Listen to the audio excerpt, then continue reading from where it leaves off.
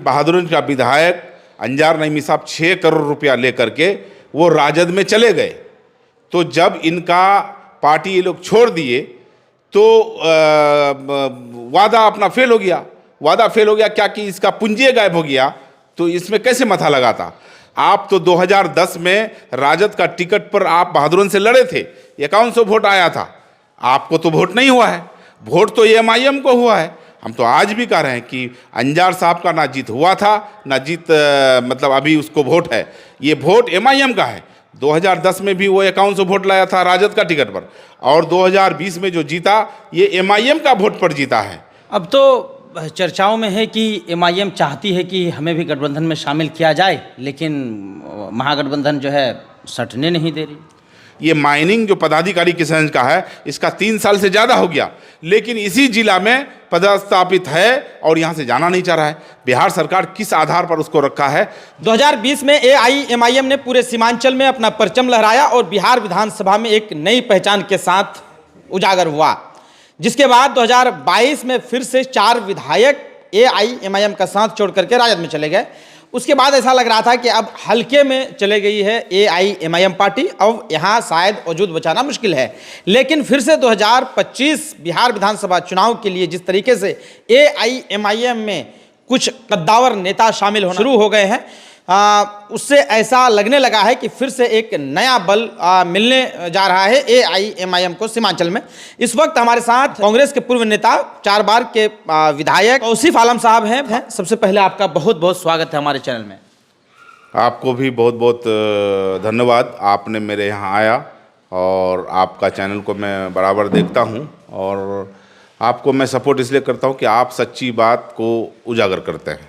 जिस तरीके से अभी फिलहाल आपका ताज़ा मुद्दा है, आप ईंट के दामों को लेकर के मुद्दा उठा रहे हैं कि जो प्राइस है उसी रेट में देनी चाहिए। लेकिन अब कुछ लोग ये भी बोलना शुरू कर दिए हैं कि जो Bihar bricks price control board है उस तहत आपको अलग अलग विभाग में मिलना चाहिए था, लेकिन अल्पसंख्यक विभाग के मंत्री से मिलके ईंट के दाम को कैसे कंट्रोल करेंगे।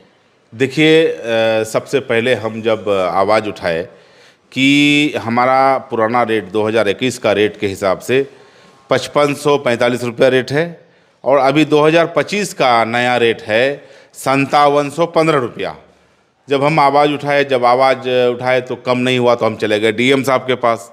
डीएम साहब को हम सारा तथ्य रखे और डीएम साहब हमको कहा कि ठीक है, इसमें हम जांच करके हम कोई रास्ता निकालते हैं।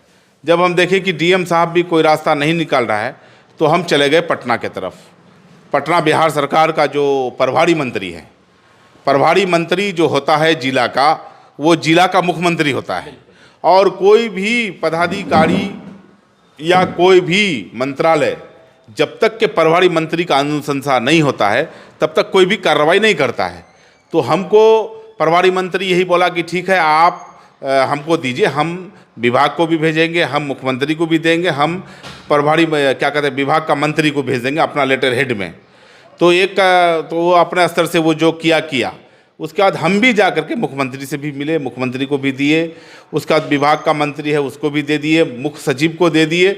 दे करके फिर हम वहाँ से रिटर्न आए, और जो विभाग प्रभारी मंत्री है वो हमको टाइम भी दिया कि हम 17 तारीख को आ रहे हैं, और 17 नहीं होगा 18 तारीख को हम खुद स्वयं जांच में जाएंगे।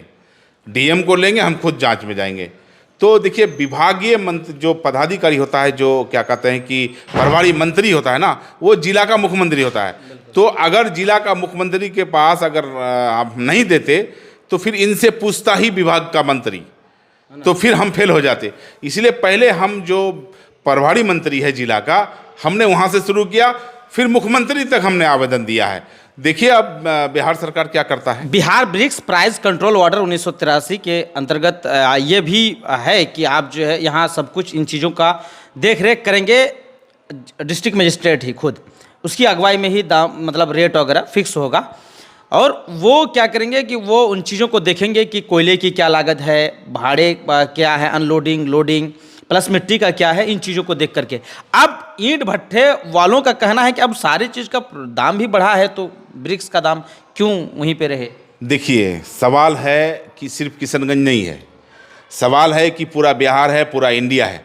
आप पूरा इंडिया में जाके देखिए, 7000 से ज़्यादा ईंटा कहीं नहीं बिकता है। और हमारे बिहार में जो है आप चले जाइए, सिवान छपरा चले जाइए, गोपालगंज चले जाइए, गया चले जाइए, वहाँ भी आपका रेट 7 से 8 हज़ार है। इससे ज़्यादा कहीं पूरे बिहार में नहीं है।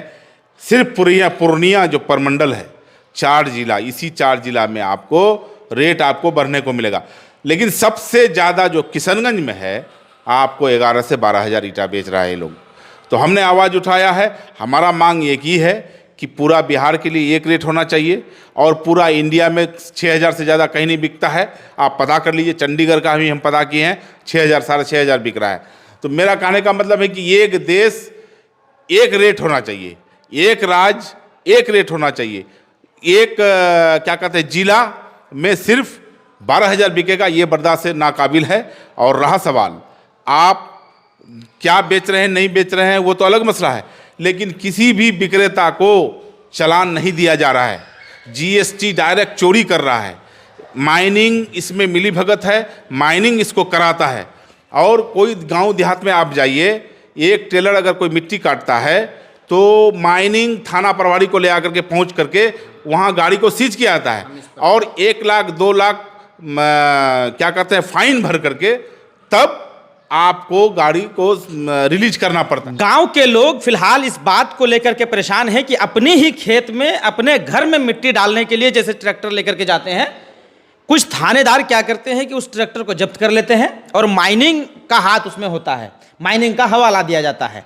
लेकिन आप क्या मानते हैं कि जो कंट्रोल माइनिंग को ईंट भट्ठों में करनी चाहिए, माइनिंग वहां पे भी सही तरीके से काम नहीं करती है, लेकिन आम जन को परेशान करती है? देखिए, और भट्टा में 100, 200, 400, 500 डेली मिट्टी कटता है, लेकिन माइनिंग कभी झांकने के लिए नहीं आता है। क्यों नहीं जाता है? आप भी जानते हैं, हम भी जानते हैं, क्योंकि भट्टा मालिक से मैनेज है वो। हम सबूत देंगे आपको जी। माइनिंग कहाँ कहाँ चोरी करता है। भट्टा में मिट्टी कटता है तो माइनिंग झांकने नहीं जाता है। उसके बाद बालू माफिया का बालू जो कटाई होता है, आप पोठिया ब्लॉक में आइए, किशनगंज जिला का 1-2 जगह का टेंडर हुआ है।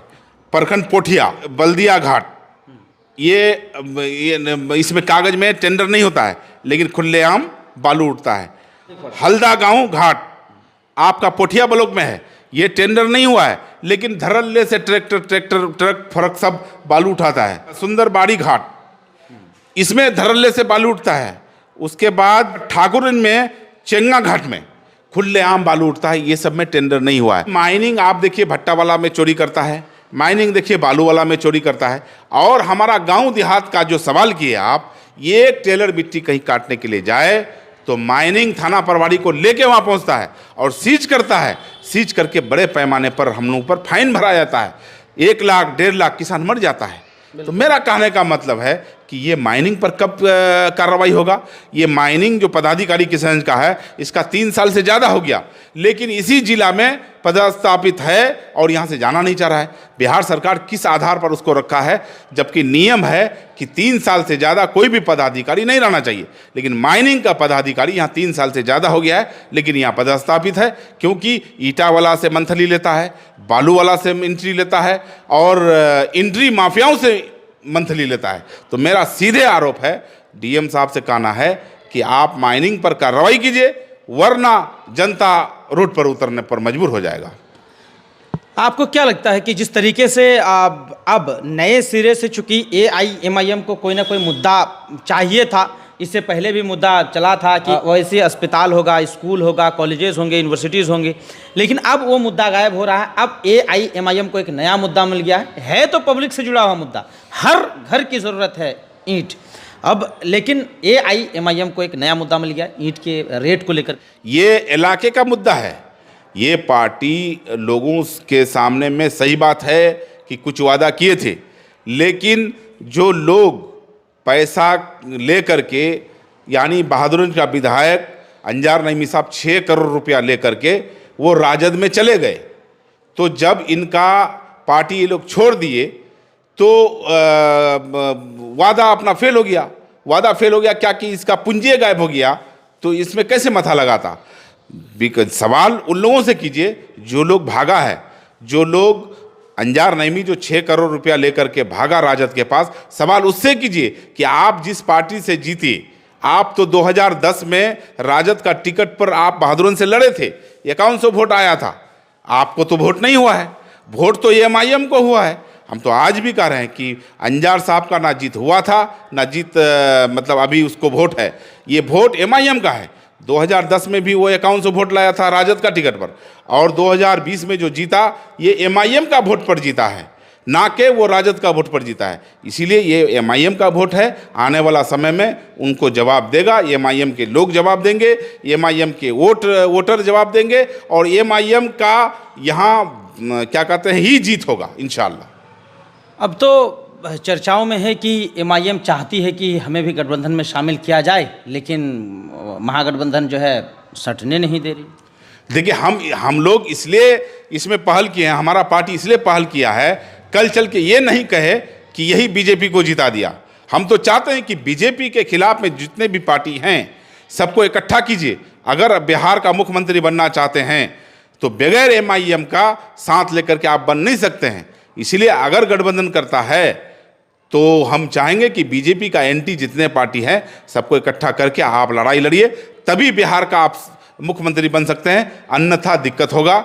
हम लोग तो बीजेपी के खिलाफ में हम लोग पूरे बिहार में इलेक्शन लड़ेंगे, और इंशाअल्लाह हम लोगों का सीट भी आएगा, और हम लोग दावेदारी से फुल्ली दावेदारी से जब तक हमारा सहयोग नहीं होगा तब तक बिहार में किसी का सरकार नहीं बनेगा बीजेपी को छोड़ के। तो आपको क्या लगता है कि किन लोगों की मिली भगत से ये रेट तय नहीं हो पा रहा है, या तय रेट में नहीं बेच रहे हैं भट्टा मालिक ईंट को? एकदम खुली शब्द में ये माइनिंग मैनेज है। उसके बाद आपका बहादुरगंज विधायक अंजार नईमी साहब है, और सारे पदाधिकारी को खरीद लिया है, और ये लोग ईटा का रेट कम नहीं कर रहा है।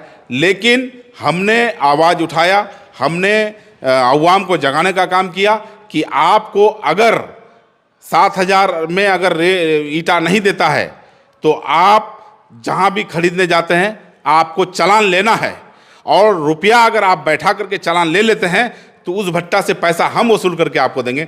लेकिन आपको मदद इतना करना है कि जहाँ भी भट्टा में जाइए तो आप पक्का चालान लीजिए, और उसमें रेट बैठवाइए कि कितना रुपया हजार आप ले रहे हैं। अगर कोई भी ग्रामीण चालान में पैसा भरा करके अगर आता है मेरे पास तो हम उससे पैसा वसूलवाएंगे, जैसे हो कानूनन हम उससे वसूलवाएंगे। और भट्टा में डायरेक्ट चोरी होता है, डायरेक्ट जीएसटी चोरी होता है, और डायरेक्ट जो है माइनिंग इसमें मिली भगत है। भट्टा मालिक अक्सर तो नहीं देखा जाता है कि वो कोई आम इंसान है, क्योंकि जो भी भट्टा मालिक होते हैं वो बड़े लोग होते हैं, उनके संगत में सभी तरह के लोग होते हैं।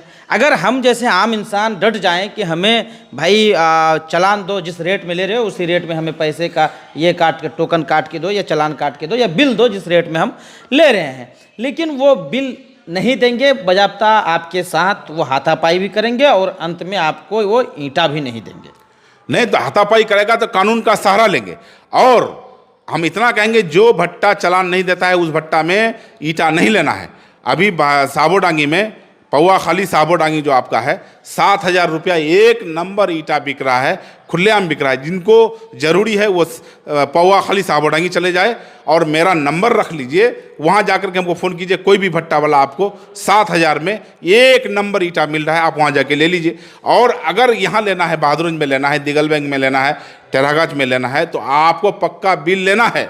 नहीं देता है तो आपको ईटा नहीं लेना है। और अगर ठीक है, अगर पक्का बिल नहीं देता है तो जितना आपको ईटा देता है उसका रेट आप वीडियो कॉलिंग कर लीजिए। उसको वीडियो कॉलिंग करके आप बोलिए कि क्या दाम दीजिएगा, और आप उनसे वीडियो कॉलिंग अगर आप कर लेते हैं तो उसका पैसा हम रिटर्न कराएंगे। और ये लड़ाई जारी रहेगा। अवाम मेरे साथ है, पूंजीपति एक तरफ है, और क्या कहते हैं कि बहादुरगंज जो एमएलए है अंजार नईमी साहब, इन पर पब्लिक का पूरा भरोसा था कि ये ईटा का रेट कम कराएगा। मैं माननीय विधायक जी से कहना चाहूँगा कि आपको वोट इसलिए दिया था कि बहादुरगंज में ईटा का रेट कम हो, लेकिन क्योंकि आप तो भट्टा का मालिक हैं, एक नहीं 7 भट्टा का मालिक हैं, इसलिए आप ईटा का रेट कम क्या कराइएगा। 7000 बिकता था 2020 में, अब आप 12000 तक बिकवा रहे हैं। तो वो तो पता है कि आपने भट्टा मालिक भी हैं, इसलिए आप दाम रेट घटवाइएगा नहीं। लेकिन मेरा लड़ाई जारी है, हमने बिहार सरकार तक गया है, और उम्मीद है कि भट्टा मालिक पर कार्रवाई होगा और रेट कम होगा इंशाल्लाह। बहरहाल आप देख रहे थे सच्ची बात मीडिया। इस वक्त हमारे साथ थे बहादुरगंज के पूर्व विधायक तौसीफ आलम साहब, जो कांग्रेस के नेता थे, बहुत लंबे समय तक रहे, लेकिन फिलहाल AIMIM के नेता हैं।